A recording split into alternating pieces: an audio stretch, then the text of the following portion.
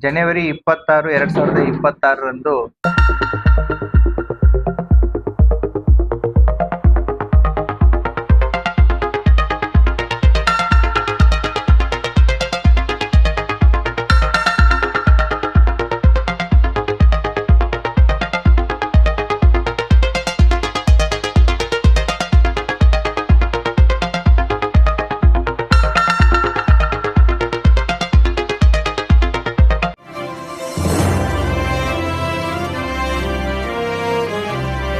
नमस्कार, मैं हूं शिवानी और आप देख रहे हैं बीजापुर एक्सप्रेस। चलते हैं खबरों की ओर।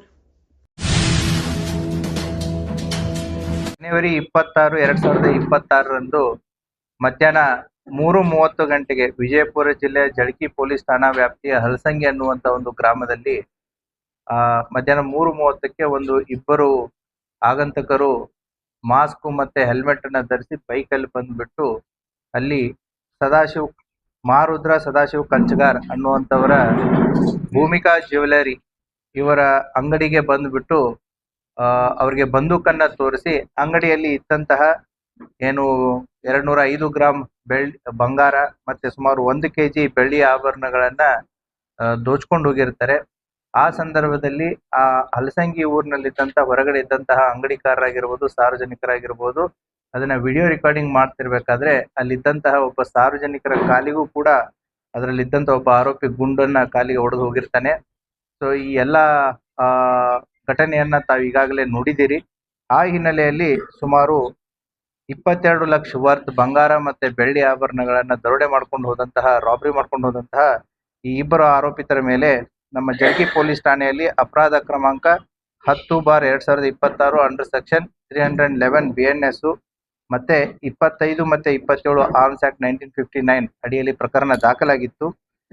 ಈ ಒಂದು ಘಟನೆಯ ಹಿನ್ನೆಲೆಯಲ್ಲಿ 2 ತಂಡಗಳನ್ನ ರಚನೆ ಮಾಡಲಾಗಿತ್ತು. ಅಡಿಷನಲ್ SP ರಾಮನಗೌಡ ಹಟ್ಟಿ ಅವರ ನೇತೃತ್ವದಲ್ಲಿ DSP ಇಂಡಿ ಸದಾಶಿವ ಕಟ್ಟಿಮನಿ ಮತ್ತು DSP ಸೆನ್ ಸುನಿಲ್ ಕಾಂಬ್ಳೆ ಅವರ ಇದರಲ್ಲಿ ಮತ್ತೆ ಚಡ್ಚನ್ CP ಆದಂತಹ ಪರಶುರಾಮ್ ಮನಗುಡಿ ಮತ್ತೆ PSI ಜಳಕಿ ಮಂಜುನಾಥ್, PSI ವರ್ತಿ ರಾಕೇಶು ಮತ್ತೆ PSI ಚಡಚನ ಸೋಮೇಶ್ ಗೆಜ್ಜಿ ಇವರ ನೇತೃತ್ವದಲ್ಲಿ ಒಟ್ಟು 2 ತಂಡಗಳನ್ನ ಮಾಡಲಾಗಿತ್ತು. ಇದರಲ್ಲಿ ಸುಮಾರು 30ಕ್ಕಿಂತಲೂ ಹೆಚ್ಚು ನಮ್ಮ ಸಿಬ್ಬಂದಿಯವರು ಕೂಡ ಸುಮಾರು 20 ದಿನಗಳಿಂದ ಪತ್ತೆ ಕಾರ್ಯದಲ್ಲಿ ಕೈಗೊಂಡಿದ್ರು.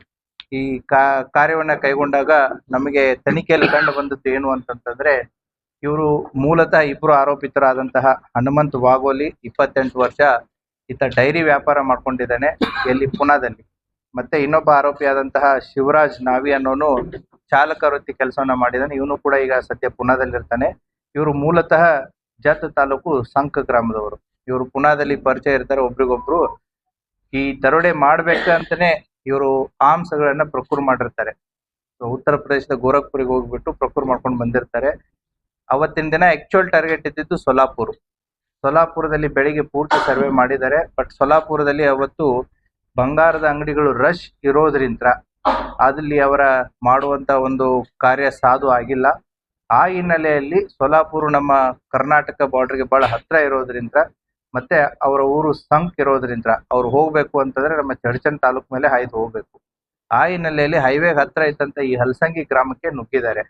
ಈ 2ನೇ ಆರೋಪಿತನಿಗೆ ಈತ ನಮ್ಮ ಲಾಲ್ಸಂಗಿ ಅನ್ನುವಂತಹ ಇಂಡಿ ತಾಲೂಕಿನಗೂ ಕೂಡ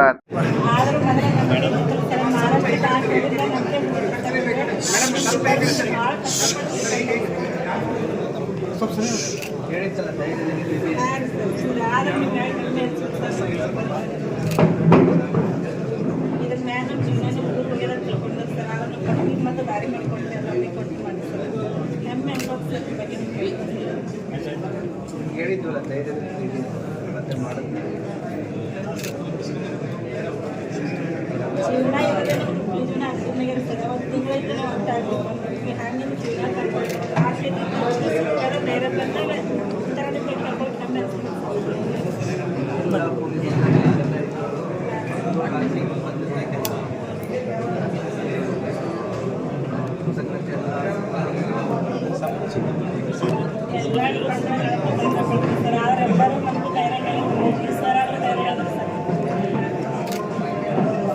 ಎಲ್ಲರೂ